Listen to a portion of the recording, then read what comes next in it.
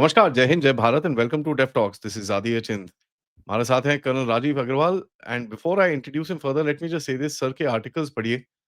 You must look at how he writes about various different things in on his page and stuff like that. And please, look at the way he's analyzed this particular war. It's absolutely wonderful.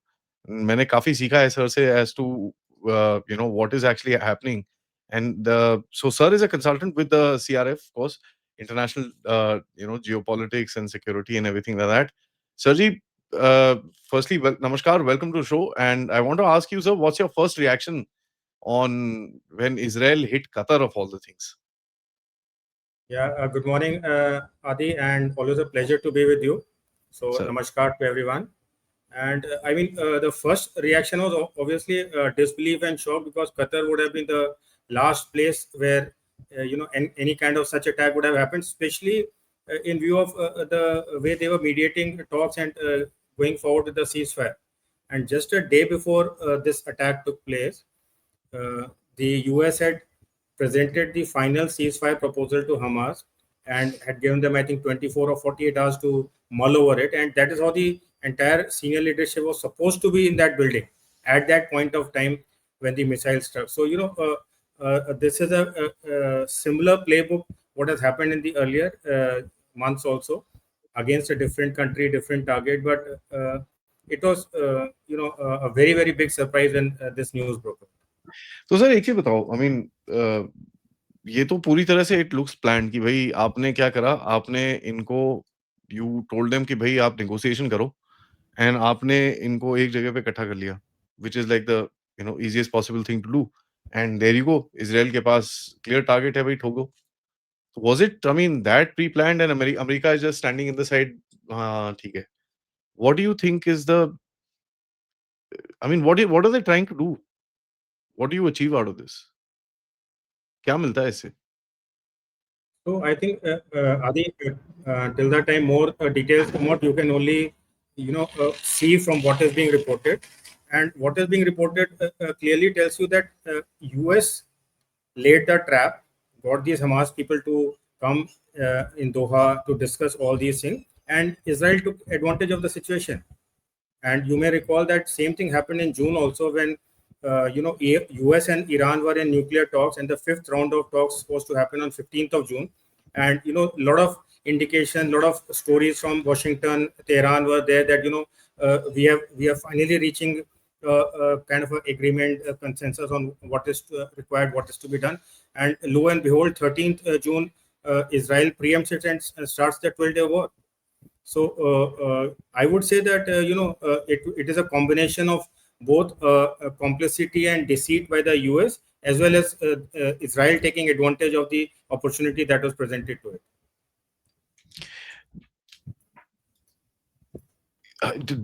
Can this attack, can this even happen without the American help, sir?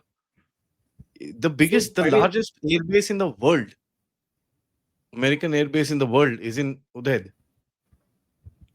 So I wrote about it. I mean, it's a joke. It's a joke to imagine that. Pin top, sir.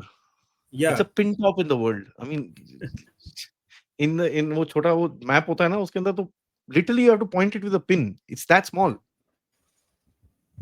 So they say also Qatar is a thumb jutting out into the Persian Gulf. There you go. But what is more funny and very interesting is that America is saying that we came to know of an attack through a phone call from Israel.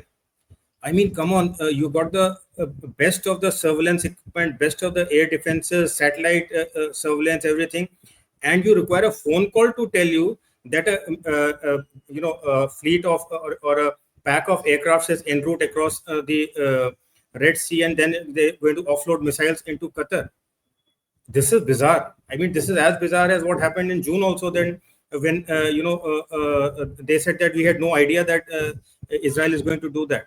And that's why I said US is 100% complicit in whatever is happening.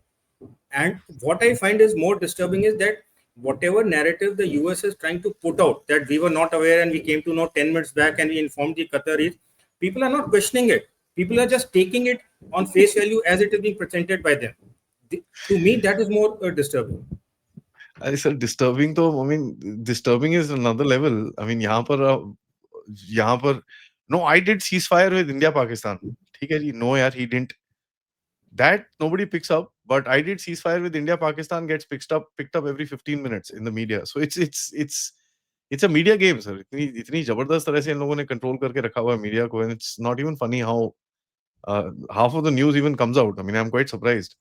But sir, there is another news that the Britishers were doing refueling to the Israeli aircraft when this attack was taking place. So, how do you see this? So, I mean, it is possible if the news has come out and it has got whatever iota of truth or evidence to it, it is possible. The fact remains that whether it was US or UK, somebody has refueled this aircraft and it's 1500 to 1800 kilometers of route. So, I mean, in the overall picture, it doesn't matter whether it was US or UK which refueled the aircraft. The fact remains that Israeli air jets were refueled. They were on their way. They discharged the missiles. The most modern air and missile defense of the world, positioned across, the Persian Gulf in Qatar, fails to intercept or even know about it, and they are feigning ignorance and pleading that we will ensure that this doesn't happen next time. How are you going to ensure this doesn't happen next time? And by the way, air defense is one system which is supposed to be manned, operated, and on 24 into 7, 365 days. Tanks may not be, tanks are not always operational. Guns are not operational. Aircrafts are not operational all the time. But air defense, satellite surveillance, these are 24 into 7 jobs. You cannot say that, we were caught napping. It's an embarrassment for the person or the agency which is claiming that we didn't know that it happened. No, what also amuses me, sir, Qatar का अपना भी तो कुछ air defence होगा. 4-6 missile, कुछ 2 gun बंदूकें, 2 chaps with a, I don't know, microphone. I don't know. I mean, Qatar will have something of its own, some capability of its own. It does. Pakistanis operate it. इनके पास रफाल्स हैं और ये सब जो चीजें हैं. तो सर कहीं से कुछ तो पता चलेगा भाई, आ रहे हैं. तो Qataris are also. No, I don't blame Qatar for what has happened, because Qatar is solely dependent on the Americans to provide them defense, territorial defense, whether from land, air, space, or sea. Yes, Qataris have to be blamed on over-reliance, that is not having anything independent, like you are saying, plus, thinking that they could buy security by having the biggest American base, and not understanding the deep rooted, support and conversion that US and Israel had, which overrides anything else that happens in the region. So Qatar may have offered the Boeing 747, that beautiful plane, to Trump when he visited in May. They may have pledged $1.4 trillion of investment, but nothing could prevent that attack to happen. I mean, the interesting thing is, can you imagine? I really pity the Qataris right now. $400 million का जहाज दिया उसको जाके, for what? Bhai, just switch off your air defense. Israelis want to come and hit you. It's embarrassing. I mean, more than anything else. So, what are Qatar's options? So Qatar individually has very limited, or I would say no option, because of the size of the nation as such, and the kind of security, integral security that it has. It has almost nothing as far as its own security architecture or forces are concerned. The only option that Qatar, and I would say, I would reframe this question, that what option Qatar has, instead of saying, I would say what options do the nations of the region have. So you may recall there are 2 statements which were made immediately after the attack in Qatar. The Israeli Parliament, Senate, which is there, its speaker said that this is a message to the entire Middle East. And thereafter, Prime Minister Netanyahu also made a statement that no place is safe for terrorists or somewhere. I mean, to say that we can strike anywhere at will whenever we want. So this is not a message or a learning for Qatar. this is a message and learning for the entire West Asian region on how you want to proceed ahead.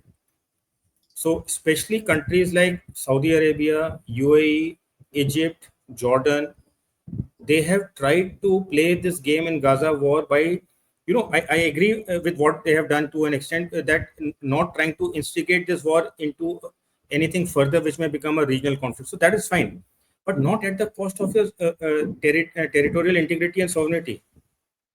So, if you remember, when the Rafah crossing was taken over by the Israelis, Egypt had said that is a red line and we will not sit quiet about it. Jordan, very early in the war, had said that any violation of its airspace or any violation of its land by pushing refugees is a red line and we will not tolerate it. But everything has been tolerated and many, many more red lines have been violated. Saudi Arabia and UAE both have been very, very quiet, ambivalent. They've been issuing very harsh, condemning statements against any Israeli action that has taken place in last 2 years. But what beyond that? There are reports which are very confirmed that in the 12-day war against Iran and otherwise, Saudi and UAE airspace was used. Yeah. So what is the hollowness of the solidarity that you are expressing with the entire region when you are in a way assisting Israel in carrying out what it is doing? Sir, So the whole region has to take a review, a serious look, and I think the Islamic Arab Summit is going to take place today or tomorrow, whenever it is taking place. That what is the way forward? Do we let Israel do whatever it wants with impunity, without any rope talk, without any inhibition, or do we draw a line and say enough is enough, and collectively we have to do something which becomes a deterrent for Israel to carry out any other action with impunity in the future? can they, sir? They are so dependent on America, and I think the larger framework of the question, and let's get a little serious in terms of the geopolitics. It's really funny when these incidents happen, but when you look at it seriously, the larger context of this entire incident is what, sir? There are two things. One, Israel has dominance over every power in that region. There is no power greater than Israel in that region. That is established. Militarily, economically, they are pretty dominant. Technology and this and that, even the Saudis wanted this, that, and the other. That is one. They're able to actually enforce that dominance right now. With पहले जो America करता था, I mean, America was able to enforce this dominance doing various different things. Today, that job is being outsourced to Israel. So Israel is trying to enforce that dominance. Now, the choice is just two. Either you accept it or you tell it to bugger off. Now, the bugger off option, I don't see at all, sir. Because the way that these people have folded, and it's not about Gaza, it's about everything else. I mean, you see the way that they've folded over time for everything. Everything.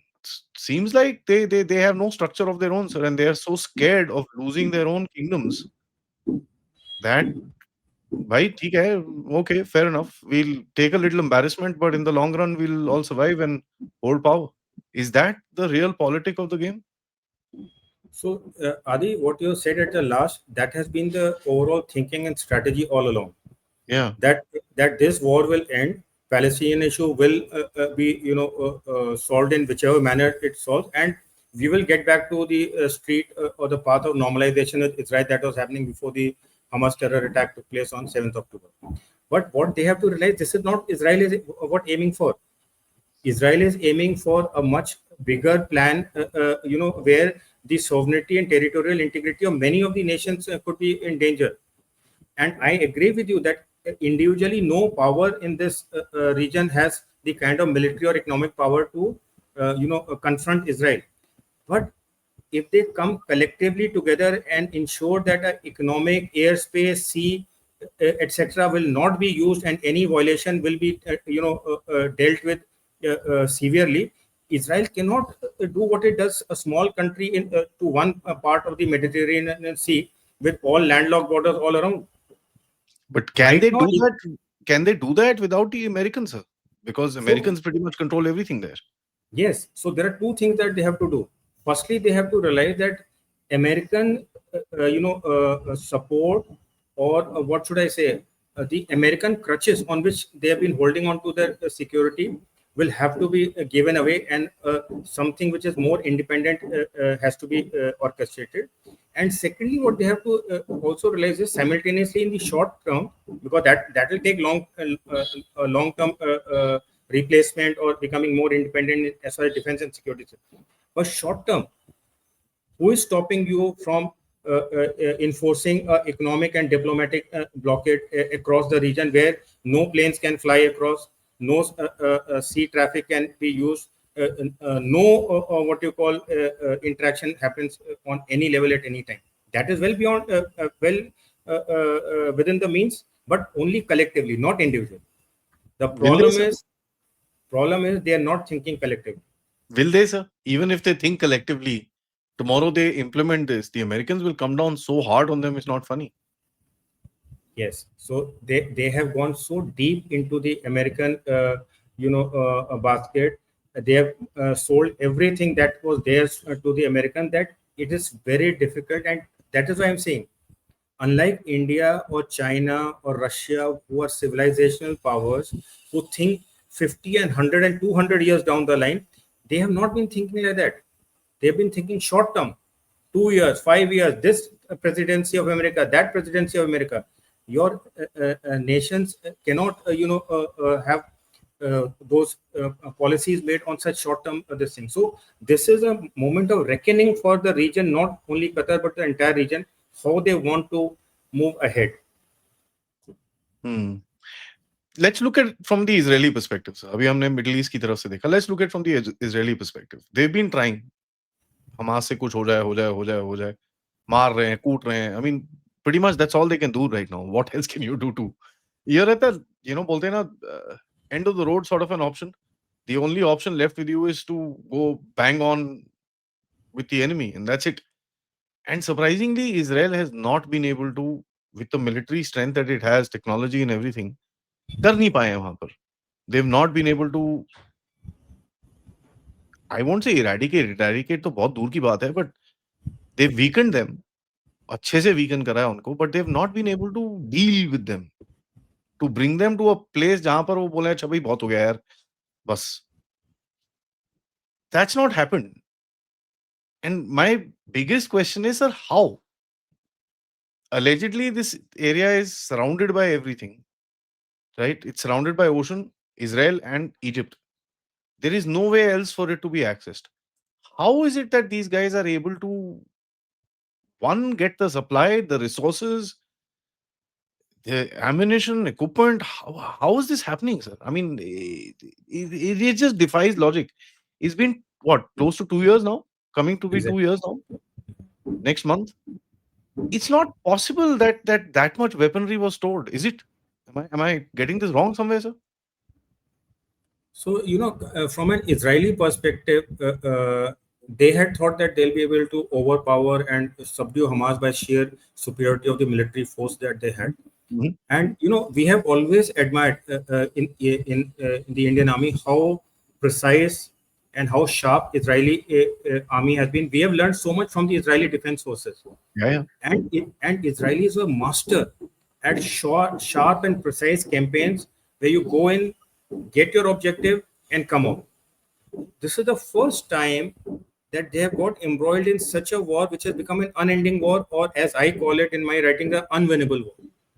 And I've had long conversations with Israelis. I'd gone to Israel also in the month of July, you may remember. And a lot of people there also are not able to fathom, where they've, in what kind of a swamp they've got stuck. And you will also recall and realize that a number of high-ranking generals from the Israeli defense forces have resigned because they were telling Netanyahu that the military objectives that you have set to for us are unrealistic and unachievable.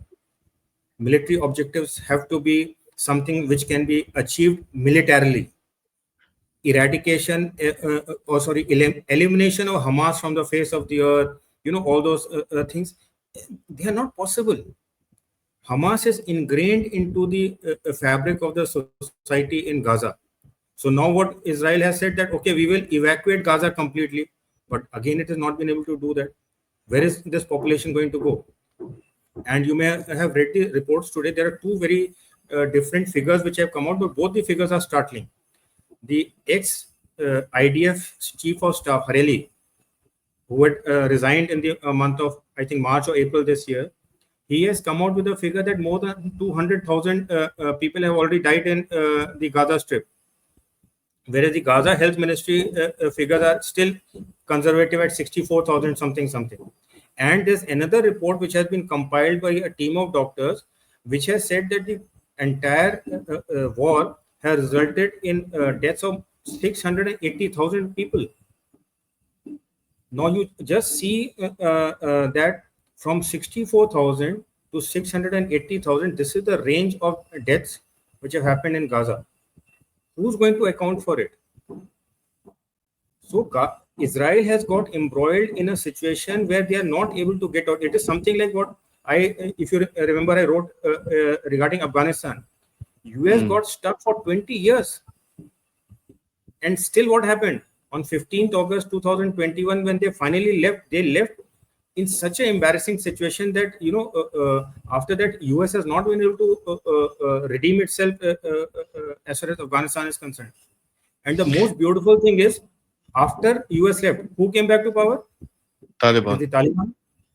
So what he can, I can understand that, but Afghanistan had areas of replenishment, right? There was the north, which Afghanistan is a large country. This is again a peanut. It's even smaller than Qatar. How is it that it's able to sustain the battle for this long? I mean, there's Israeli deaths, over 1,000, 1,200 Israeli soldiers have died. How is it that that kind of damage is still being able to be inflicted? इन लोगों ने कितना अंदर रखा हुआ था वहां पर कि they're able to fight for 2 years. 2 years is a long time, sir. Yeah, so they have been amassing, weapons and equipment for a number of years. Hamas has been in power and in Gaza since 2007, and they've continuously fought episodic conflicts with Israel right from November 2008 onwards. So they have always been, war gaming and working towards a scenario like this. Plus, what you are saying is right. Even today, it's a mystery, but it is happening. Even the Israelis have not been able to find out that they are being replenished. Yeah, they've tried to take out all the tunnels that were on the Israeli Gaza border. The Rafah crossing has been taken over. There's an absolute blockade along the Mediterranean Sea, and so there's nothing that should be theoretically coming into Gaza, but it's still coming in. So it's a mystery, but the fact remains that it is coming in. Some people claim that 100-kilometer long tunnel from the West Bank. I don't know. Some people do claim that. I mean, it's I have no idea. But it's quite a mystery that a population this size is able to actually sustain battle for this long, and it's quite a challenge. So when we look at America today and Donald Trump ka jo policy hai, if you look at that, what we see is yaar khatam karo isko, and what we see is defiance from pretty much Netanyahu today. Hardcore defiance from Netanyahu. I mean, he's out to literally create battles. So let's start with America NATO structure, jahan par, and then we'll come to the America part of it. The first thing I want to talk in that is Turkey. Turkey broke away literally economic relations again on the face of it. We all know Turkish oil is still going to Israel. The water bottles that the small tiny water bottles that the Israeli soldiers are carrying is Turkish. Even now, they received a shipment day before yesterday of Turkish goods, food, and vegetables, and this and that. This is hypocrisy, right? You're allowing Israel to do what it wants, and then you cry that it's doing what it wants. So this is what I said, that this is a moment of reckoning for the region, whether you want to carry on playing this double game, thinking that at the end of it you will be the beneficiary of something which is even today illusionary, or you want to think hard and long and see how collectively you want to see this region. So whether it is Turkey, like you said, or many other countries, this hypocrisy continues. Even today, the Israeli gas is reaching Egypt, whereas Egypt claims that we have cut all ties. They find ways. So if it is not through government, means they find some other ways to do it, to claim that at government level we are clean, but things are happening. So nations in the region have to think hard and long what they want for their future. Today it is Qatar, tomorrow it can be anybody else, and How they can be far a, is a and there can be a repeat in Qatar also. how And far is a military conflict with Turkey? see, I don't think Israel will take what in Hindi we call a panga with Turkey, for two reasons. One, that Turkey itself is a very, very potent military power, air power, land forces, everything. And secondly, Turkey is a NATO member. So if Israel carries out attack or similar missile this thing into Turkey, then it becomes a binding responsibility for the entire NATO to react. Article 5 is the I think where any attack on any NATO member implies that the entire NATO has to react. So I don't think Israel right now is thinking of Turkey, but Netanyahu can surprise anyone tomorrow if Okay. the Hamas this thing headquarter or the cadres shift to Turkey and they say, okay, we are hosting them, and Israel decides to take out. I won't be surprised but Turkey is a hard nut. Now, how about fighting Turkey in Syria? See, Turkey in Syria is a proxy battle. So there you are Yeah. not fighting as sovereign nations. So Uh-huh. Turkish forces are there. They are helping one of the rebel forces. Julani is there, who's now governing Syria. He is fighting his own battle. Israel is doing its own incursions and ensuring that adequate buffer is there so that there's no future repercussions from Syria coming. So that is more of a proxy. There you're not flying the Israeli and the Turkish flag or fighting on each other's sovereign lands. But what Israel did in Qatar, if Israel doesn't Turkey, that becomes a attack on a sovereign nation, and violating the territorial integrity. So Because there are two different. Qatar is pretty high up in the food chain in the region as far as not its size, but the trade and the influence is concerned. Uska Al Jazeera network, which is probably losing its mind right now.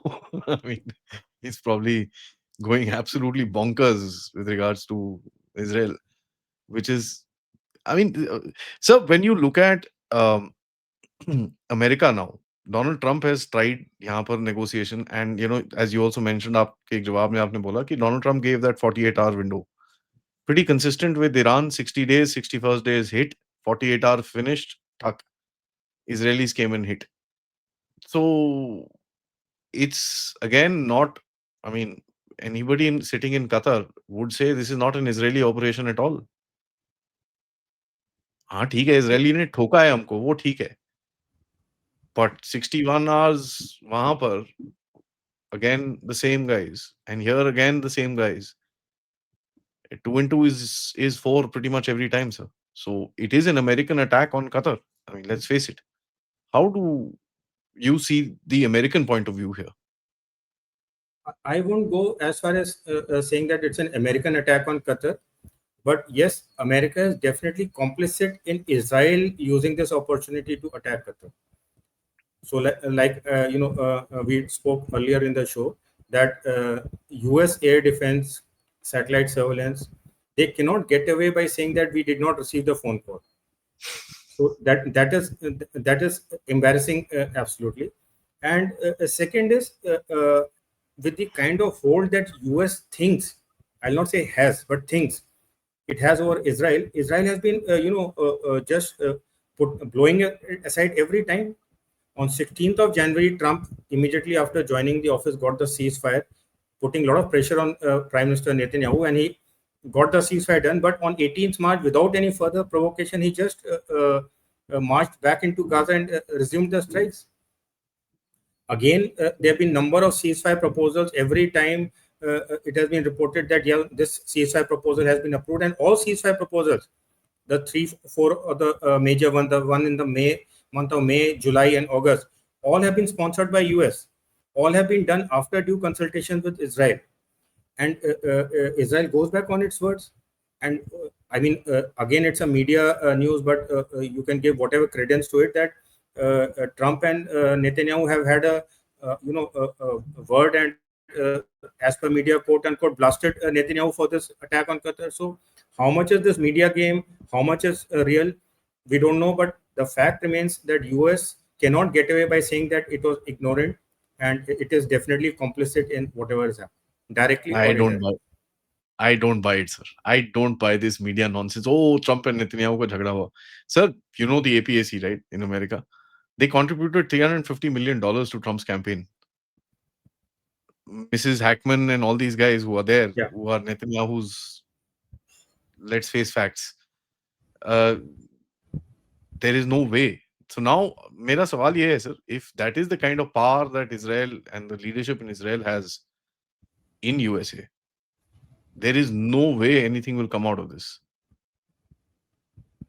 And today, one thing I've noticed is that the Russians have also kind of said, कि, okay, we need to approach this differently. जो पहले वो directly Hamas के साथ dealing चल रही थी, they were part of this whole shouting match against Israel at all times. The Russians have kind of pulled out, and you can see them resetting. They're engaging with Israel, kind of trying to see how we can come up with something. Chinese are doing the same thing. We are doing the same thing. We have taken some a little harder stance against Israel right now. This was not acceptable, honestly. Uh, you get people there and you hit them, fair enough. I mean, it's good fun to talk about, but it's not acceptable to do. So how do you see this whole APAC game where Israel is powerful, super powerful right now, especially knowing the fact कि White House के अंदर इतना influence है इनका, and there is no way Trump can bung that influence. He will not survive it. So how No, do you're you right. see this going forward? Yeah, the Jewish lobby has always been strong, and they have been He won't dictating survive the it. policies not only in Israel, but they've been dictating and influencing policies of the US across the globe. Yeah. So there is no way, and you have seen both Biden and Trump have not been able to do. And they, so when you had a Republican and a Democrat, they their influence percolates beyond the ideological boundaries in US, whether it's a Republican or Democrat. The only way there can be some solution is if what Israelis decide among themselves inside Israel. And let me tell you, Israel is a very, very divided house today. There are huge groups and huge protests which go on a daily basis against what is happening in Gaza. There are humanitarian groups which are of Jews and Israelis who are protesting against the killings in Gaza, and there are also people who are saying that Gazans do not deserve any mercy, and they should be treated the way they are being treated. So, to my mind, US is not in a position to influence what is happening in Gaza. The only nation which can influence the outcome or the end to this war is Israel itself. I do not see anything else happening. And yes, the regional powers have to decide what they want to do individually and collectively. That is the most important thing. US is on its US has it's got its own thing. Israel is doing its own thing, but what are the regional countries doing? Individually, they are just pursuing their selfish interests, which they think are going to be beneficial in the long run. But what they are forgetting that if it was Qatar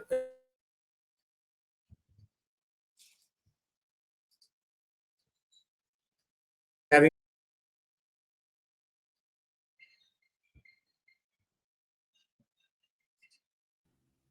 Sir.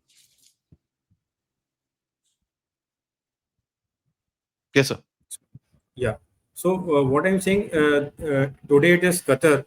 Tomorrow it could be any other country in the region, because Israel has made it very clear that no country, no area is out of its reach and out of its intended operational capability. So what people have to realize in the region is that no longer this ostrich mentality is going to work. That if I close my eyes, nothing is going to happen to me. It could happen, and now is the time that they have to take a collective approach. They take it and decides on something, well and good. If they don't take it, then they have to be ready for the repercussion. Then tomorrow they cannot cry foul that Israel did so and so to us, and nobody came to our help. Then that would be a stupid excuse, because you had the time, you had the moment of reckoning, and you let it go, let it pass. Hmm. It's very um, it's a game changing sort of a moment, but I am quite pessimistic about it, honestly, sir. कि ये कुछ करेंगे. It's not going to go beyond statements and this and that. I'm quite pessimistic out of it. I won't. I mean, there was a conspiracy theory roaming around in the morning. कि Qatar को भी बोल दिया था wink wink. Qatar also said wink wink. You never know with these guys. It's quite weird. For the hold of power, they'll probably do or give anything. But sir, when you look at the larger region now a lot of people say that there's going to be some fracas with Iran coming up. आने वाला है, ज़्यादा दूर नहीं है वो. Iran is also rearming and Israel is also rearming. There's no question. We know that. And there is going to be a fracas. People are now saying it's going to be either October, November, sometime, one of these two times. But before the end of the year, कुछ ना कुछ गड़बड़ यहाँ पर होगी. Because वो पूरा खत्म नहीं हुआ था. It didn't kind of end at either one being satisfied with what happened. So where do you see the larger geopolitical region? Because countries like Saudi and all these guys will also be looking at that. कि यार ये साला, if I am against him, ये मेरे को no, hang on, fair enough. Let's take this lap for the larger good. How do you see that future perspective where they might be taking this into consideration that US might be engaging with Iran going forward? See, that is what I said consistently, that they have to think hard and long at what is it that they are looking for. Are they looking at a situation that they can take this slap on the face, brush it off, and move on, thinking that some rosy picture is going to, happen in the long run? Well, good luck to them. And as far as Iran's question is concerned, you would have read when the war ended in the month of June that even Israel was being hit very badly. Yeah. And That's what I'm saying. yes, Both were not satisfied with the damage yes, to each other. yes, and the reserves of missiles were sharply running out as far as Israel and US stock was concerned, but Iran still had plenty and plenty of it in its Offensive. arsenal. And if you have to believe to some extent what Iranians had to say, and I would give some credence to it, that a lot of Iran's military power in terms of its very, very high tech and modern ballistic missiles were not even used. So if there's a part two to the 12-day war between Israel and Iran, it's going to be more bloody than it was, and this time Iran would not be taken by surprise. And Iran has a lot of advantages, the biggest advantage being the size of the country and the ability to absorb shocks, which Israel, which is such a small country, does not have. And Israel has admitted this a number of times, that one of the biggest handicaps is the size of the country and the ability to absorb shocks and strikes. So if it happens, I hope it doesn't happen, but you cannot rule it out, like you're saying. It's going to be very bloody, and I don't think the war will then remain restricted to just Iran and Israel firing missiles at each other. So it may spiral out of control. War can be intended before it starts, and when it starts, to remain within a restricted framework. But how it finally shapes up and escalates, then it is not in your control. Yeah. So Also, my another last question to you about Netanyahu himself. Sir. Netanyahu is extremely powerful. Army is not able to stand with him. Mossad doesn't stand in front of him. The courts don't stand in front of him. Even the people are kind of this thing, and even the region is extremely powerful. He's able to actually put across Europe to its place. He's able to tell the Americans off sometimes. For us, he's been good. So there's a lot of support for him in India. कि भाई हाँ Netanyahu हमारे को अच्छे से, there's a good relation. That's a very perspective. That's a perspective. But larger issues में जब आप देखोगे तो obviously you might disagree with him in 50 other things, like his engagement with Pakistan and operation the red flag exercises with Pakistan in USA and stuff like that. I'm sure you're aware of all that. How do you see him going forward, sir? What's his game now? So there's no doubt Netanyahu is very powerful. I'll not say popular, but powerful in Israel. Very And powerful. he could dismiss the Shin Bet chief. He could have the attorney general removed. He had the IDF chief of staff resign, because these people were not playing the game. He had the judicial reforms done in July 2023, just before the war took place, where he would have usurped a lot of powers from the judiciary. So there is no doubt that he's powerful, and he is, I think, if I remember and calculate correctly, the longest serving prime minister of Israel in so many terms, if you add the number of years and days that he has been. So there is no doubt he's powerful.